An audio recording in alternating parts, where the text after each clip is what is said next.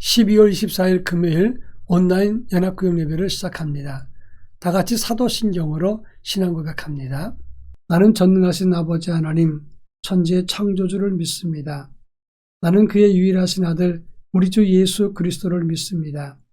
그는 성령으로 잉태되어 동정녀 마리아에게서 나시고 본디오 빌라도에게 고난을 받아 십자가에 못 박혀 죽으시고 장사된 지 사흘 만에 죽은 자 가운데서 다시 살아나셨으며 하늘에 오르시어 전능하신 아버지 하나님 우편에 앉아 계시다가 거기로부터 살아있는 자와 죽은 자를 심판하러 오십니다.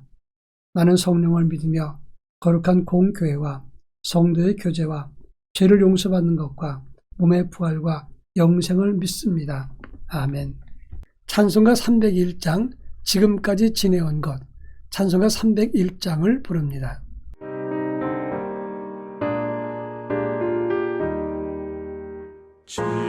지금까지 지내온 것 주의 크신 은혜라.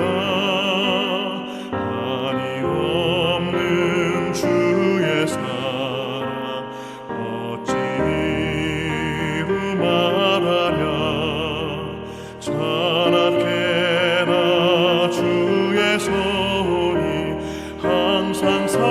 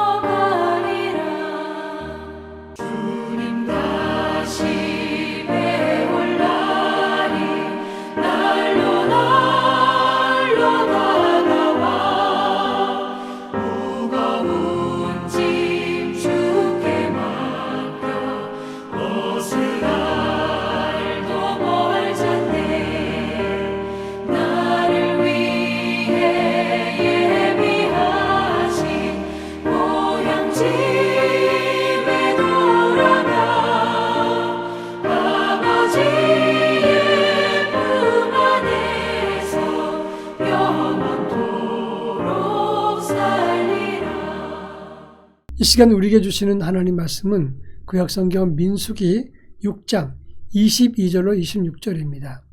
민수기 6장 22절로 26절 말씀을 한 절씩 교독합니다. 제가 전체를 읽겠습니다.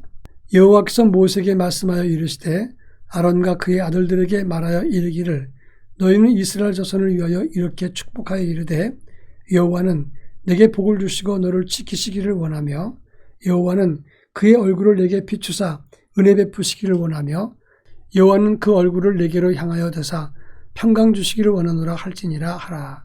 아멘.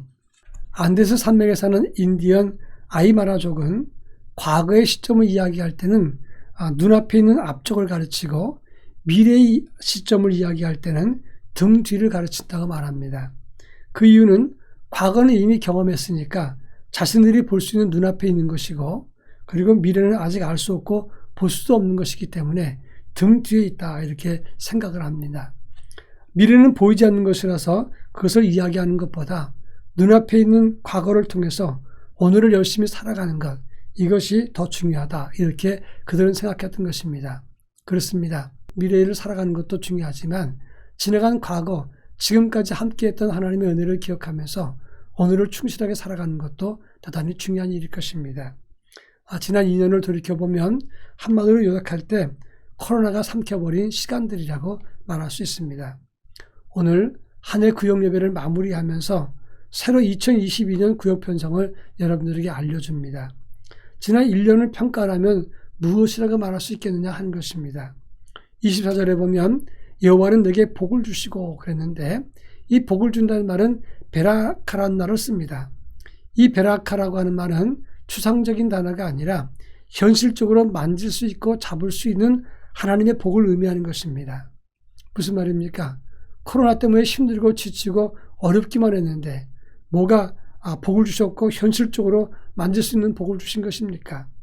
사실 우리는 위기를 만났지만 그 위기 속에서 하나님의 손길은 우리를 떠나지 않았다는 사실을 기억해야 된다 하는 것입니다. 우리가 누렸던 하나님의 손길, 이것을 붙잡고 새로운 한 해도 은혜 가운데 믿음으로 구상하는 귀한 시간 될 수 있기를 바랍니다. 자, 그렇다면 1년 동안 우리에게 어떤 은혜가 있었는가? 이 본문의 말씀을 통해서 함께 살펴보겠습니다. 24절에 보면 여호와는 내게 복을 주시고 너를 지키시기를 원한다 그랬습니다. 지킨다는 말은 사마르라고 하는 단어인데 가시 울타리를 친다 그런 뜻입니다. 양떼를 보호하기 위해서 사나운 짐승이 못 들어오게 가시 울타리를 치는 것입니다. 마찬가지로 하나님이 우리를 보호하시기 위해서 이렇게 울타리를 쳐서 우리를 보호한다고 성경은 말씀하고 있습니다. 시편 91편 9절로 10절에 보면 여호와는 나의 피난처라 이렇게 말씀하고 난 다음에 지존자를 너의 거처로 삼았으므로 화가 내게 미치지 못하며 재앙이 내 장막에 가까이 오지 못하리니 이렇게 말했습니다. 하나님 우리를 지켜주시면 재앙이나 화가 미치지 못하고 가까이 할 수 없다. 그래서 하나님은 우리의 가시 울타리라 이렇게 말씀하고 있는 것입니다. 여러분, 우리 인생에 화나 재앙이 아예 없을 수는 없습니다. 인생 찾아오면서 시련과 연단과 재난도 찾아오는 것입니다. 그러나 그것들이 있을지라도 그것이 우리를 무너뜨릴 수는 없다고 하는 것입니다. 아주 오래전에 미국 CBS TV 방송에 나왔던 이야기입니다.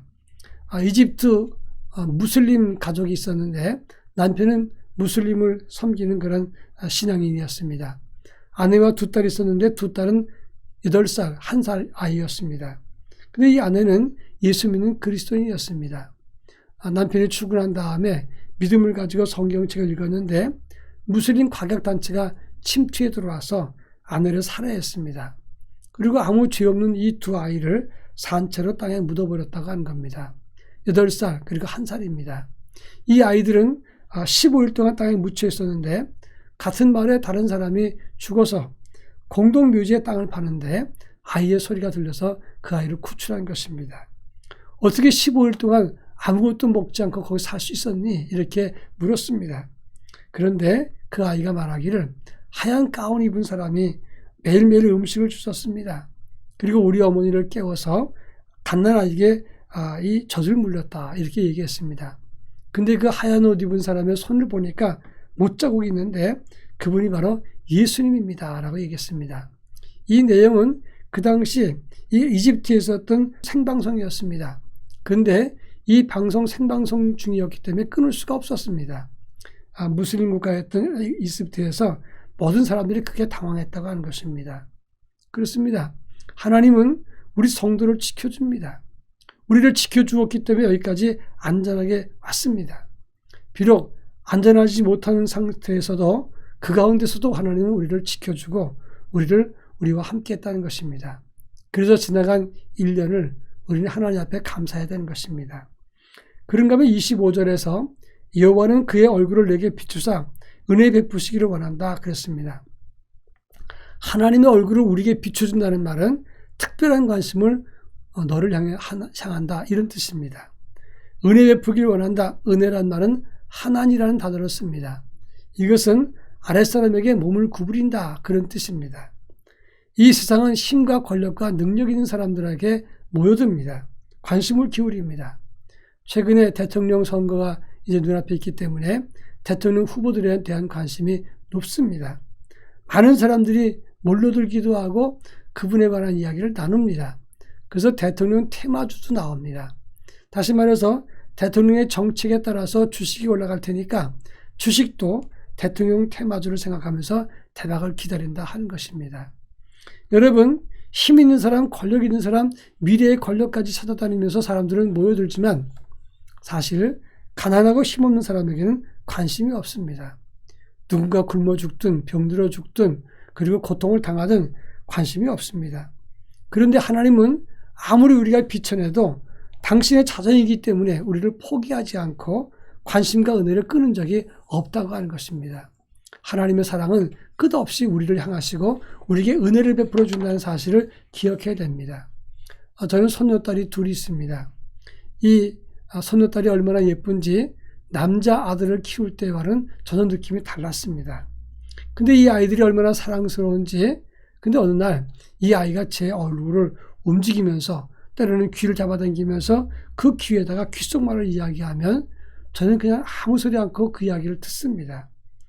아이가 코를 흘리든지 옷에 더러운 게 묻었든지 그 아이를 가까이 하면서 관심 있게 듣고 다 따라해 줍니다. 작년 추석 때라고 기억되는데 호수공원에 가족들이 점심을 먹고 놀러 갔는데 큰 손녀가 우리 그 할아버지 할머니 보고 컵을 머리에다가 얹고 이어달리기를 하라는 겁니다. 그리고 엄마 아빠도 하라는 겁니다. 모든 사람들이 얼마나 많은 사람들이 왔다 갔다 하는데 거기서 우리가 이어달리기를 컵을 머리에 이고 해야 됩니까? 그런데 우리는 많은 사람이 보는 앞에서 그거 했습니다. 속으로 웃었습니다. 목사인데 그리고 사람들이 보면 뭐라 그럴까? 손녀 앞에서는 꼼짝 못하는구나 이런 생각을 하면서 웃으면서 손녀딸이 하라는 걸 했습니다. 왜 그랬을까요? 사랑하기 때문에 그런 것입니다. 하나님의 얼굴과 사랑은 우리를 향하시고 은혜를 베풀어 주십니다. 여러분, 우리가 좀 부족해도 하나님은 우리를 항상 사랑하십니다. 우리는 그의 사랑이십니다. 그것을 잊지 마십시오. 마지막 26절에 보면 여호와는 그 얼굴을 내게로 향하사 평강 주시기를 원하노라 그랬습니다. 여기서 말하는 평강이란 말은 평화, 안정, 행복, 건강, 그리고 번영 이런 모든 뜻을 포함합니다. 여기서 말하는 평강이란 말은 아무 일도 일어나지 않는 고요함을 말하는 게 아닙니다. 시끄럽고 혼란스럽고 전염병이 돌고 전쟁과 지진과 경제가 어렵고 이런 상황 속에서도 하나님이 평강을 주신다 이런 말이 되는 겁니다. 시편 46편 1절로 3절 말씀을 보면 하나님은 우리의 피난처의 힘이시니 이렇게 말씀한 다음에 땅이 변하든지 산이 흔들려 바다 가운데 빠지든지 바닷물이 솟아나고 뛰놀든지 그것이 넘침으로 산이 흔들릴지라도 나는 두려워하지 아니하리로다 이렇게 말했습니다. 그렇습니다. 이것이 하나님 주시는 평강이라 이런 말씀입니다. 외국에서 우리나라를 볼 때 분단국으로 대단히 위험스럽게 봅니다. 근데 한국 사람들만 모르는 세 가지가 있다고 합니다. 첫째는 우리가 얼마나 위험한 대치 상황인지, 두 번째로는 우리가 얼마나 센 강대국 사이에 끼어 있는지, 세 번째는 우리가 얼마나 잘 살고 있는지를 우리 국민들은 모른다고 하는 겁니다. 여러분 그렇습니다. 우리는 위험한 대치 상황 속에 살고 있고 세계적인 강대국 사이에 끼어 있습니다. 그렇지만 하나님 우리와 함께 계시기 때문에 우리는 평안합니다. 그 정도로 그치는 것이 아니라 이제는 강대국과 맞서서 오히려 앞지르고 이기는 그런 믿음의 역사까지 일으키고 있다고 하는 것입니다. 여러분, 우린 지금 엄청난 하나님의 은혜와 사랑을 덧입고 있는 것이고 하나님의 보호를 경험하고 있는 것입니다. 만약에 여러분에게 500만 원 공돈을 누가 준다 그러면 얼마나 하루 종일 신나겠습니까? 그런데 하나님이 베푸신 것은 500만 원, 5천만 원, 5억이 아니라 하나님의 은혜와 평강과 하나님의 손길, 하나님의 보호하심이 우리와 항상 같이 한다는 것입니다. 지난 1년 동안 하나님 우리와 함께 하시고 도와주신 것을 기억하고 은혜를 감사하면서 새로운 한 해를 구상하고 목표하고 그 길을 따라갈 수 있기를 잘 바랍니다.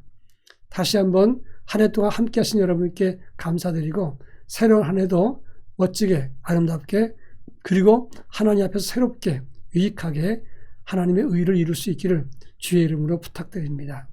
기도합니다. 사랑 많으신 하나님 아버지 감사합니다. 지난 1년 동안 우리 구역 식구들이 모여서 어려운 환경 속에서지만 예배를 드리고 복음 세우기를 잘 감당하게 하시니 고맙습니다. 지난 1년 동안 우리를 지키시고 눈동자같이 보호하시고 또 우리에게 은혜 베풀어 주시고 평강 주셨던 그 하나님을 기억하고 그 하나님 붙잡고 다가오는 한 해도 믿음으로 승리할 수 있도록 역사해 주옵소서. 예수님의 이름으로 기도합니다. 아멘. 찬송가 405장 주의 친절한 팔에 안기세 1절 부르면서 헌금하겠습니다.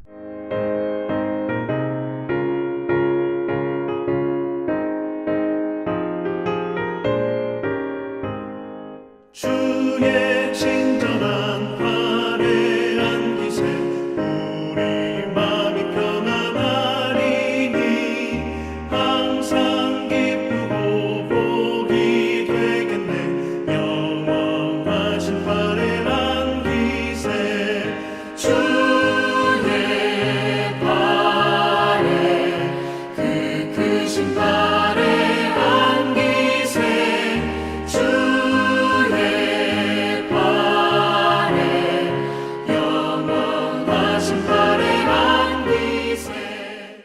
한 번 더 기도합니다. 사랑 많으신 주님 고맙습니다. 오늘도 귀한 예물을 주님께 드립니다. 쓰고 남은 것 드리지 않고 허락하신 물질 중에 일부를 떼어 드립니다.